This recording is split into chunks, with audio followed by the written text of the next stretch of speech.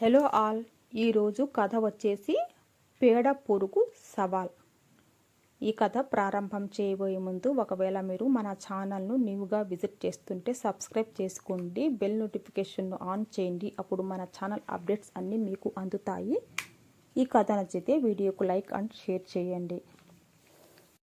అనగనగా ఒక చెట్టు కింద పేడ కుప్పలో ఒక పేడ పురుగు నివసిస్తూ ఉండేది. అది పేడ కుప్ప అంతా తిరుగుతూ దానిలో చిక్కుకున్న క్రిమి కీటకాలను తింటూ జీవిస్తూ ఉండేది. ఒకరోజు ఒక ఏనుగు ఆ దారి గుండా వెళ్తున్నది. అది చాలా ఆకలితో ఉన్నది. అందుకని ఏనుగు చెట్టులోని కొన్ని కొమ్మలను విరచసాగింది. పేడ పురుగు ఏనుగుకు చికాకు కలిగించాలని చిన్నగా శబ్దం చేయసాగింది.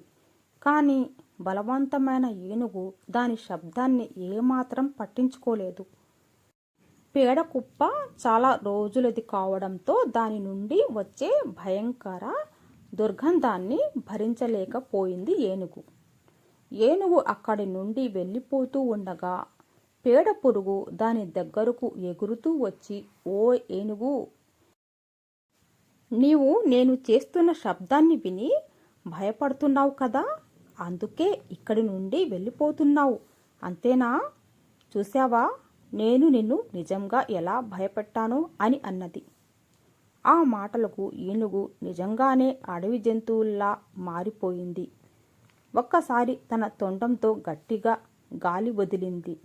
పేడ పురుగు ఏనుగుకు కనిపించినంత దూరంలో ఎగిరిపడింది. ఏనుగు అక్కడ ఏమీ జరగనట్టు తన దారిన తాను వెళ్ళిపోయింది.